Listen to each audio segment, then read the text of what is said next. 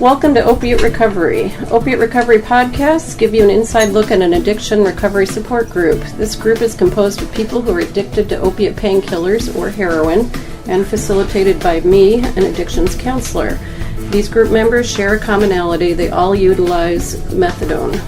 These podcasts are designed for education and support purposes only and are not therapy. The views expressed in this podcast are the opinions of each member and do not reflect an official position of our treatment clinic. So, welcome. Could you all state your first name? Amber. Chad. Jesse. Jamie. Heather. Sheena. John. Okay, today's topic is length of stay. Let's start off with when you came here. How long were you hoping to stay? 5 months tops. I honestly thought just a couple months just to get clean and then I'd be fine. As long as I needed to. I knew it was going to take longer than that. I knew it was going to take at least a year or more. I wanted to be at a month tops. You know. But I also fast fix. Yeah, but I also did my research before I came up here and checked on methadone recovery and stuff like that. So Okay, for you short-termers, what were you thinking? I just thought I could get off the heroin and just be fine. I think it was a miracle drug. And Yeah. Yeah, I thought I didn't know much about it though either.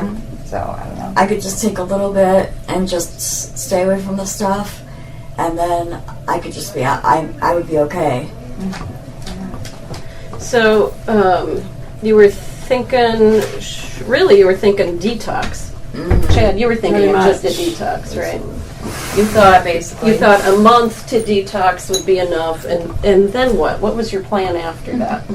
Hope to stay clean. Not Now- go back. So just wishful thinking after that. Yeah. And it's like now, I'm still kind of, I still get kind of scared, because, I mean, what's going to happen when I decide to start going down? I mean, this is how I feel. Am I strong enough to, stay away from that stuff? That's why at like 5 months I was like, I'm not even ready.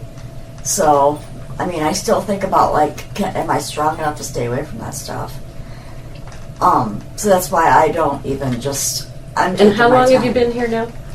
A year.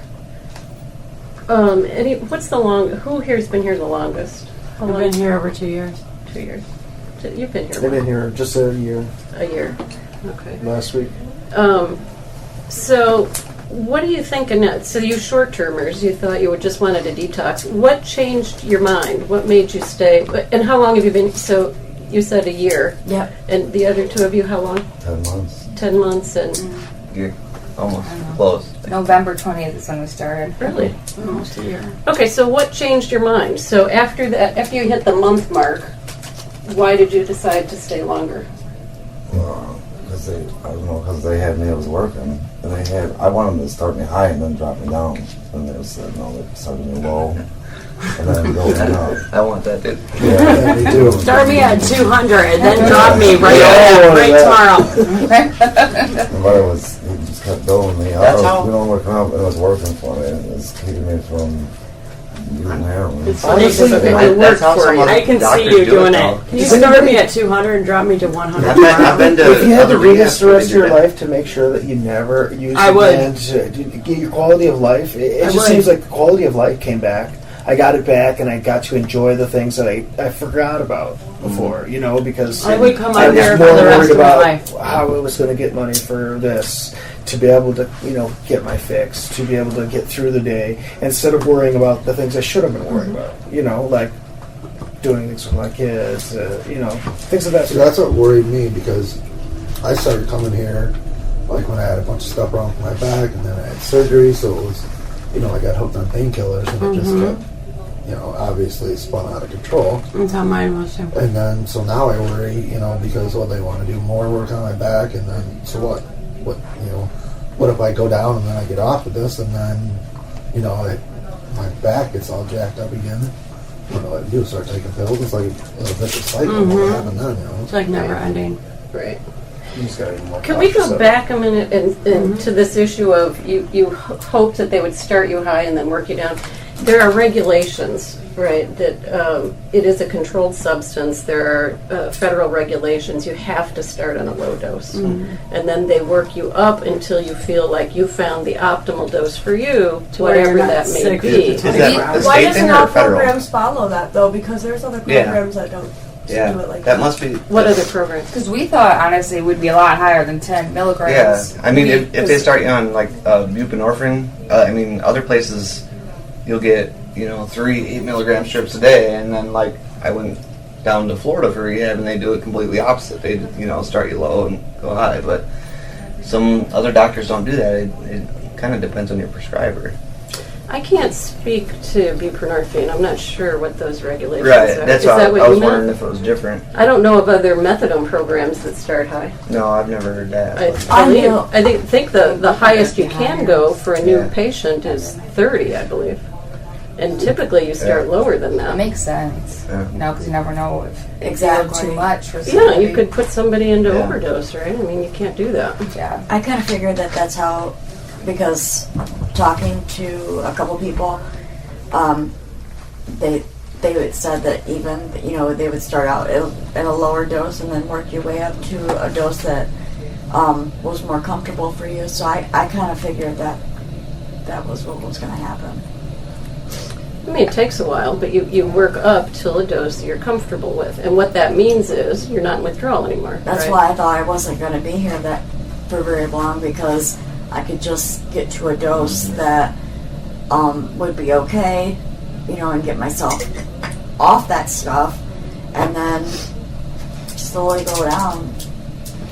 Well, and let me say that, I mean, I don't know if this is I don't know where I got this. I think when I first started as a methadone counselor, they used to say that, it could take like up to 6 months before you find that dose that is really comfortable. No, that's not true. You find your dose that's comfortable, and then you want 6 months of no drug activity, to show that you can maintain it, and then you start tapering down. Well, that could take, you're looking at a year then.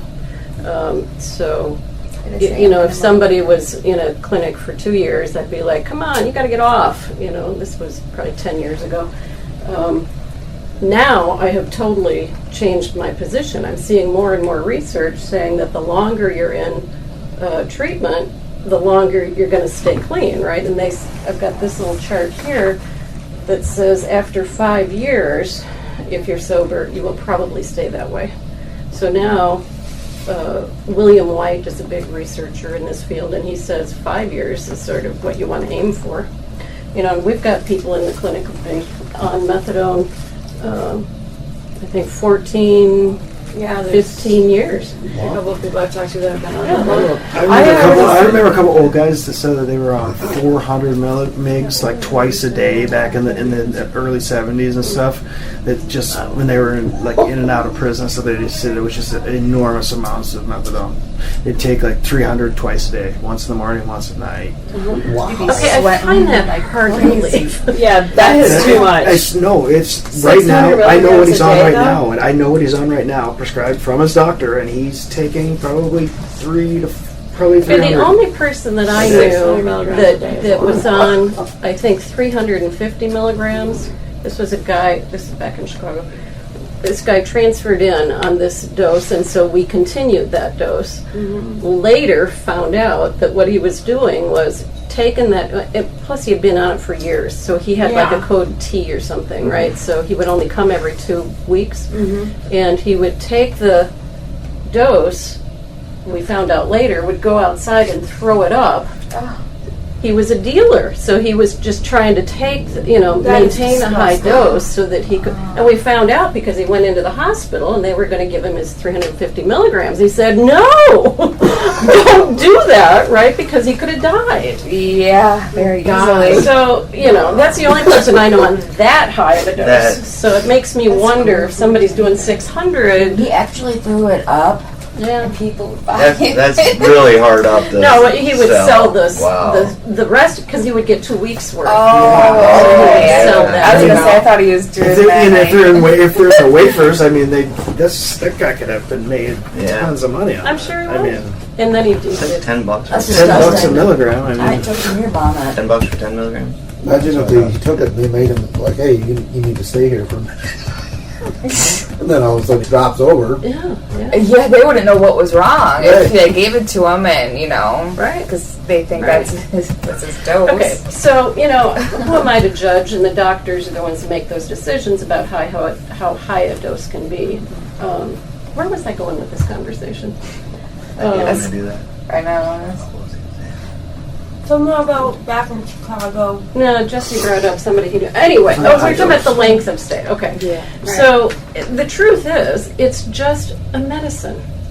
You can take your medicine the rest of your life if you want to. Well, that's what I said. I'm like, and there's such a stigma against it. And I think 10 years ago, I probably bought into that stigma, and thought, no, Yeah, you but guys if got to I- get off. Well, no, you don't have to get off. If But- you want to stay on it, if you got pain issues, generally those are the people that stay on it the longest because they have Arthritis. chronic pain. If that helps your chronic pain, stay on it. Because I could go into the doctor, man, and they would prescribe pills upon pills and patches. So, I mean, it just got worse and worse Right. until I was taking everything that the doctor was giving me and spending, what, $1,500, $2,000 a month on buying other people's pills. That's what I used to do. Mine And it was worse got because to, it was like, we owned our own business. We always spent more and more and more, I was spending other people's paychecks. I mean, it was awful. Yeah. Or stealing them. It was just to get my hands on them. Yeah. I didn't care if you needed them or not. That was going in my system. That's the thing about people that were addicted to pills. I don't ever understand. How could you ever have enough supply of pills to get you through? I mean, did you always have somebody that had a huge supply of pills at Yeah, all times? well, So, Yeah. Pills. People hold Yeah. prescriptions, and then if you could get in good with that person every month, Yeah. or every twice a month, they We had sell a- you their bottles. I had a lady in Freeport that would sell her. Older lady. Yeah. And she would just sit around. you'd be surprised how You know, many She would Sell get it two to money. different pills, a whole box of pain patches. Patches, man, and every, it was a constant thing, month after month, $1,200 just to her. Right. Just for her, yeah. The thing is, like, we hear periodically, we hear about people in our program that are selling their Sunday bottles. That is so dangerous. This person that gave you your pills, they didn't know if you were going to die if you took them. You sell your methadone, the person has an opiate And it's so addiction, stupid. you don't know what's going They to sell happen. their Sunday dose to go out and buy a bag of heroin, $50, whatever. That's going to do the same thing, and it might not even work. You know what I mean? Like, what's the point of probably gonna make you sick. let's get rid of this one for almost the same thing? You know what I mean? Right. Duh. I mean, what are they thinking? Are I- they willing to go to prison because somebody has died now? I would only Well, I ever- read Taking that risk. online too that like the normal person who's not on opiates or anything, like if they 50 milligrams of methadone could kill a person, like an adult Yeah. who's dead, Right. not Sure. ever That's why we dying. have to keep ours on. Yeah, and then you look at pets who die, you look at children who die. Yeah. You don't mess with that. I mean, I've seen a grown adult take a 10, one of those little 10 wafers, those 10 milligrams, and it. Oh yeah. When I first started coming here, man, big, by the time I got grown 40 ass milligrams, man, I was jacked up. 40. For a while, yeah. Really? And then all of a sudden, it just, I was like, oh God, I need more, and I'll go take some pills. Yeah. That was bad. I mean, I was Well, popping Pam, I was 10 telling Pam milligram about how oxys. in the hospital they give you these 10 milligram little pills, and I had to take like 18 of them when I was at the hospital every day. And she's like, honestly, the highest dose, because I guess when Pam worked in the hospital, she's like, the highest dose I ever really gave somebody was like 35 milligrams. Like maybe that's why they only had 10 milligram pills then. Yeah. So I'm like, you'd think Take they'd have a 18 every bigger. day. 18 pills. Yeah, I'm like, you'd think they'd have a bigger pill for What people were on they? higher doses. Methadone pills. Methadone pills. Yeah, pills that you just swallow. Little white ones. Yeah. Yep. All right, so let's go back to this chart in terms of length of stay. It says 1 to 12 months, 36 only 36% were able to be abstinent of, well, for how long? I don't know. I think through 8 years. So that's saying you've only got, what, 36% chance of success if you're only here a year. So that's not so good. For 1 to 3 years, you have 66% chance of success. It's better. 3 to 5 years is 86% chance of success. It's really good. And after 5 years, you're probably going to be good. So, does that change some of your thinking about, again, you people who wanted to be, what are you thinking now? How long do you think you would need to stay?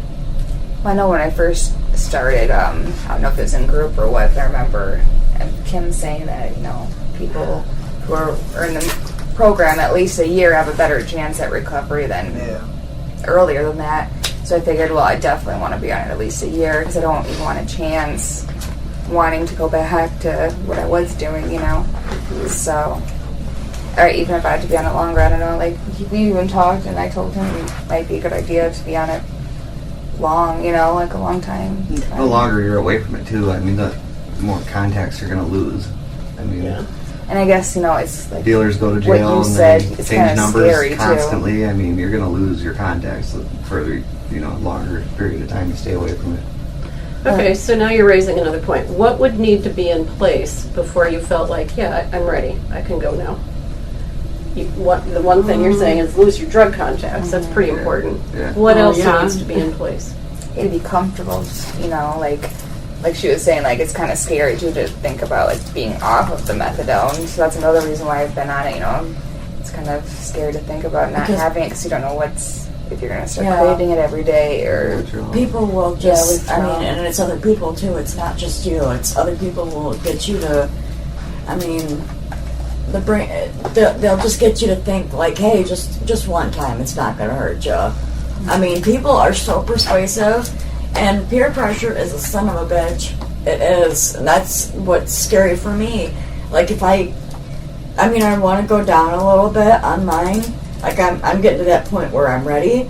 But I'm still thinking like, am I ready? Like if I'm sitting there and a pill bottle triggers me or I'm watching something, I don't think I'm ready. I want to take my time. But yet I have somebody on the side telling me you need to hurry up and get off of this stuff. This is my recovery, so, if it does take me forever and keeps me away from this stuff, then fine. As long as I'm staying away from it and I'm actually able to get my life back, then who cares? Okay, so you're saying don't give in to peer pressure. You have to feel really confident that either you don't have those peers or that if you do have those peers, you're not going to give into it. Exactly. Yeah, because even some dealers, remember when we went to that one dealer, he would give us free bags and stuff, and he'd say, I got to keep my customers around, So dealers will give you free bags to lure you in or anything. Money. Don't even worry about it. Just keep shopping with me. So you all know better than I can just use once. Yeah. Does anybody not know that? I can just think use for- once Yeah. at a time. Yeah, ahead of time. A day. Okay. 20 times, but I'll only do it once. Yeah. Okay, Just once at a time. right, you're being sarcastic. Yeah. You know that that's not a good plan. Very. I think it's for most people, they just want to celebrate, or maybe not celebrate, but if you've been clean for so long, you think, all right, well, I'm doing good now. I could just try it just this once, I'll go to work and I'll be jacked, you know what I mean? I'll do 10 Not hours of work and it'll habitual. fly by. And, I've had thoughts like that even Me this too. past year, like, I could probably just do it once, Yeah. but then I'm like, I better not, Mm-hmm. Yeah. I don't know if anybody else has found, but when I was in the hospital and I had to have surgery on my bladder and I was given pain medication, I got sick to my stomach. Has anybody, I get sick to my stomach almost Yeah. daily. I got Yeah, really Daily. nauseous. They gave me pain pills in the hospital and I had Jacks, Yeah. but it didn't do anything. I think they had me in such a low dose. And I was just, Or the methadone could kind the of meth- did it do too. it. I don't know. I think the methadone doesn't help for people that have already came in to the clinic having a weak stomach. You know, like I don't know. Jesse said he kind of said something about that too. I've always had like a bad stomach, you know, ulcers and heartburn problems, and you know all that, and then putting the methadone on top of that is really bad. I've been up since 2 o'clock this morning. Yeah. So what do you do? What did I do? Do you think How it's do you just the liquid? I open Prilosec and I Yeah. chew up the beads, Yeah. and then I put Zantac 150, about 4 of them, and I Yeah. chew them up. She's antacid tablets, and then Pray to God that Yeah. it goes away. Do you think And it's it doesn't. the red liquid methadone that's doing it, or I have a thing with I don't- anything red. Well, different I've always forms had a of it? bad I can't stomach like like that. eat or drink anything red. No red Kool-Aid, no like Italian, no red anything. Marinara Anything red. sauce, Even if I take the tomatoes. antacid tablets that have red dye in them, they'll give me heartburn. I get heartburn very easy too. Anything red, it's so weird. It's so weird. Have you seen And a then doctor? red dye. And Yeah, they always just gonna, you know. Yeah, they steal your prescribe stomach you that and, Protonics that's so damn Yeah. expensive that Yeah. it works great, but it's like If you can stay on a $200 regimen of bottle. Prilosec, that helps tremendously. But you go 2 days without it. You're for anybody that is You're gonna suffer. taking methadone, though, honestly, yeah, you could be on it for 5 years, but you're still never gonna be. It's always you're still putting something into your body that's not naturally in your body, so it's gonna have some kind of effect no Yeah. matter what it is. I mean, I don't feel exactly like I was before doing heroin. I mean, health-wise, I'm I not would sure I say. know what you mean. I mean, certainly there are side effects. Well, yeah, but As this, long as you take methadone, but once you stop it, the Just- side effects go away. But I would guess like having to wake up every morning and then just drink the liquid, just you know, the But how's process that- of it is probably what makes you sick too. well, I don't know. I mean, let's say you've got it's some other nasty. medical condition. Let's say you've got diabetes, you take your insulin every day. So you got depression, you take your antidepressant every day. Well, you So don't have to taste it's it just really. I it's mean, just a medicine. Yeah. yeah, It's it's just a a medicine, medicine. but you're still different than. I'll let mine get, after my kids leave, I'll put mine in the refrigerator for a little bit because the taste kind of makes me sick. So if I can get it the colder, the I thought we better. were supposed to store it in the refrigerator. if it's in a lockbox. You what's the were difference? to begin It with. doesn't I really work, still so- keep mine in my refrigerator I because do I too. can't take it. I have to. They Well, say pants not will to shit. because It helps kids with or the people will go in and think it's a sauce. It's or whatever. locked and Why does it give a sulfur taste after when you take it? Like when they add the water to it. Has anyone else noticed that that sulfur but you taste? know what that it they give? reminds- water. Yeah, it's some people like it a lot because it gives you that like Oh, I hate taste the of like extra cough water. syrup. I hate the You extra know, like water. that shitty know, cough It I just know gives syrup. like a why. bigger mouthful of it. Nasty, It's like- yeah. Mine's Yeah. not you cold. I think it tastes can't better, better. but it I tastes hate worse when with it's the water. watered down. Yeah. So do I. Me out. I So hate when gross. they put It looks so water much in it. like I I'm going hate down it. to my dose, and it looks like I'm taking a. You're taking a whole 3,000 mouthful of cough milligrams. syrup. Like, I know. I wish I could just take the syrup without the water in it. Yeah. Why do they It's add the not water? It's Talk to the nurse. I think it's so it I comes don't out know the why bottle they do easier. that. It's like the syrup is sticky. Okay, you know so what I mean? one Yeah. other point Water about the makes length of half a stay. bottle. You know, what you want to establish is a good drug-free period of time, right? So if you relapse, the clock starts over. If you relapse, you're not ready to quit, right? So then the clock starts over. Then let's look at another 6-month period or longer where you are able to manage your stress, manage your anger, you know, change your friends, change your thinking, you know, all that stuff. So it takes a while to change. You know, the methadone is the easy part, right? But changing your life is the hard part, and that's on you. You know, you have to establish that you can do that. We started here just before Christmas, and the lady that we always got the pills from, she was like, "How could you do this to me just before Christmas?" I don't understand how you could do this to me. I was gonna say she was. You were probably like her number one Yeah. source of income. Just to imagine all the money you spend on it. Oh man, we Oh spent, Makes you sick. God.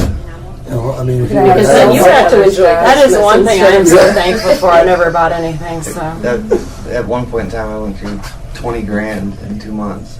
Oh my God. We were spending a lot $20,000. of money a Holy day, crap. hundreds of dollars.